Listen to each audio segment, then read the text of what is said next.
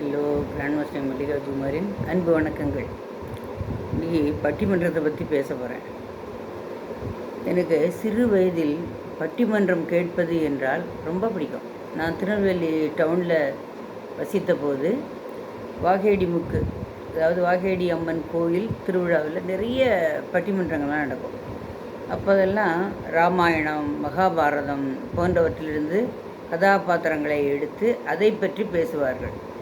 அப்போதெல்லாம் குன்றக்குடி அடிகளார் தான் தலைமை தாங்குவார். பட்டிமன்றங்கள் கேட்பதற்கு மிகவும் சுவாரஸ்யமாக இருக்கும். பின்பு சென்னை வந்ததும் நான் பாரதி இளைஞர் சங்கத்தில் உறுப்பினரானேன். எனக்கு பாரதியார் பாடல்கள் என்ற கொள்ளை பிரியம். நான் தேனாம்பேட்டை நெடுஞ்சாலைத்துறை அலுவலகத்தில் வேலை பார்த்தபோது மணமகிழ் மன்றம் என்ற ஒன்றை உருவாக்கி அதில் இலக்கிய கூட்டங்கள் நடத்தினார்கள். நான் அந்த இலக்கிய கூட்டங்களில் கலந்து கொண்டு சொற்பொழிவாற்றினேன். எந்த பொருளை பற்றி பேசினாலும் அதில் பாரதியார் பாடல்களை மேற்கோள் காட்டுவேன். அதுபோல் பாட்டு போட்டி நடந்தபோதும் செந்தமிழ்நாடென்னும்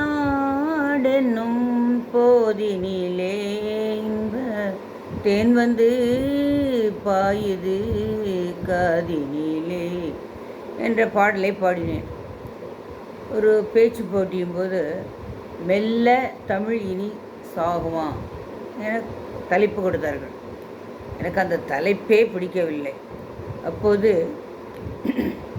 யாமறிந்த மொழிகளிலே தமிழ் மொழி போல் இனிதாவதெங்கும் காணோம் என்ற பாடலை பாடி தேமதுர தமிழோசை உலகமெல்லாம் பரவும் வகை செய்ய வேண்டுமே தவிர இதுபோல மெல்ல தமிழ் இனி சாகுமா என்று கேட்கக்கூடாது என்றேன். இவ்வாறு பல விதத்திலும் பாரதியாரை வெளிக்கொணர்ந்ததால் என் அலுவலக சகோதரர் பாரதி அடிப்பொடி VS மணி அவர்கள் என்னை பாரதி இளைஞர் சங்கத்தில் இணைந்து பணியாற்றுமாறு கூறினார்.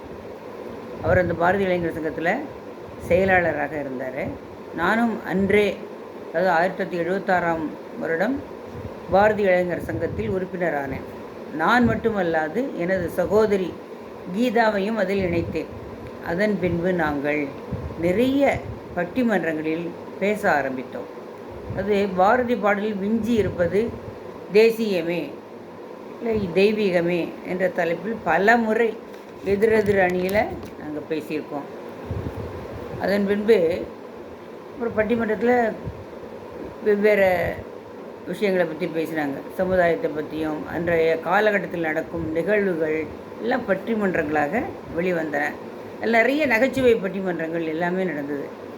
அதிலும் பத்மபூஷன் சாலமன் பாப்பையா அவர்கள் தலைமையில் திரு ராஜா, திருமதி பாரதி பாஸ்கர் பேசிய நிறைய பட்டிமன்றங்கள் கண்டும் கேட்டும் கழித்திருக்கிறேன். ஆன்மீகத்துறையை சேர்ந்தவர்களும் சினிமா துறையை சேர்ந்தவர்களும் சிறந்த பேச்சாளர்களும் கவிஞர்களும் பட்டிமன்றங்களில் கலந்து கொண்டு பேசியதை என் காதார கேட்டேன். இப்படிப்பட்ட பட்டிமன்றங்களை என்ன நம்ம வீட்லேயும் அரங்கேற்றினால் என்ன என்ற முடிவுக்கு வந்தேன். அந்த சமயத்தில் எனது பேரன், அவனுக்கு அப்போ 7 வயசு தான், பிரணவ், அவள் அப்பாவும் அம்மாவும் வீட்டில் விட்டுட்டு வெளியில் சென்றதுனால அழுது கொண்டிருந்தான். நான் எப்படியாவது அவனை சமாதானப்படுத்த வேணும் அப்படிங்கிற நோக்கத்தில் பேச்சை மாற்றி பேசலான்னு சொல்லிட்டு அவனிடம் சில கேள்விகள் கேட்டேன். அதாவது புது புது கண்டுபிடிப்புகளால் என்ன நன்மை அல்லது தீமை என்பதை பற்றி பேசுமாறு கூறினேன். அவன் அழுகையை நிறுத்திவிட்டு டெலிஃபோன், கைபேசி கண்டுபிடிப்பால் நிறைய நன்மை ஏற்பட்டுள்ளது. நாம் வெளியே சென்றிருக்கும் பொழுது வருவதற்கு எவ்வளோ நேரம் ஆகும், அதனால் கவலைப்பட வேண்டாம் என்று சொல்லலாம் என்று சொல்லிவிட்டு திருப்பி அழுவான். திரும்பவும் அழுகை நிறுத்துறதுக்காக சரி டிவியால் என்ன உபயோகம் அப்படின்னா, உலகத்தில் உள்ள செய்தியெல்லாம் அதில் பார்க்க முடிகிறது, குவிஸ் ப்ரோக்ராம் இதெல்லாம் கூட அதில் தெரிஞ்சுக்க முடிகிறது அப்படின்னு. அந்த சமயத்தில் என் தம்பி பையன் ஃபோன் பண்ணவே அவனிடம் பட்டிமன்றம் சம்பந்தமாக பாயிண்ட்டுகளை பேரனிடம் கேட்டுக்கொண்டிருக்கிறேன், அவனும் பதில் சொல்கிறான் என்று சொல்ல, ஏன் வருகிற பட்டிமன்றத்தில் அவனையே பேச சொன்னால் என்ன என்று கேட்க, அதற்கு பிரணவ் இல்லை நான் பாயிண்ட் மட்டும் சொல்கிறேன், என்னை பேச சொல்லாது என்றான். மேலும் அப்போது புதிதாக ஆம்புலன்ஸ் 108 அறிமுகப்படுத்தியிருந்தான். பேரனிடம் புதிய கண்டுபிடிப்புகளால் வேறென்ன உபயோகம் என்று கேட்க, நம் வீட்டில் வயதானவர்கள் இருந்தால், உடம்பு சரியில்லாமல் போனால் கைபேசி எடுத்து பேசி 108 ஆம்புலன்ஸை வரவழைத்து டாக்டரிடம் தக்க சமயத்தில் கொண்டு சென்று அவர்களை காப்பாற்றலாமே என்று கூறினார். பின்பு தினமும் அவனிடம் பேசி பட்டிமன்றத்தில் பேசும் அளவுக்கு அவனை தயார்படுத்திட்டேன். அதற்கு முக்கிய காரணம் என்னுடைய தம்பி பையன் டாக்டர் விவேக் தான். அச்சமயம் நாங்கள் கேரளம் ஆலப்புழைக்கு சென்று படகு வீட்டில் தங்கினோம். அப்போது பயங்கர மழையாக இருந்ததால் போட்டில் சுற்ற முடியவில்லை. ஒரே இடத்தில் படகு நின்று கொண்டிருந்தது. அந்த நேரத்தை வீணாக்காமல் பட்டிமன்றம் பேசினோம். எனது பெரிய அண்ணா நடுவராகவும் 6 பேர் இரு அணியிலும் கலந்து கொண்டு பேசினோம். எனது பேரனும் என் எதிர் அணியில் பேசினான். மிகவும் அழகாக பாயிண்டாக பேசினான்.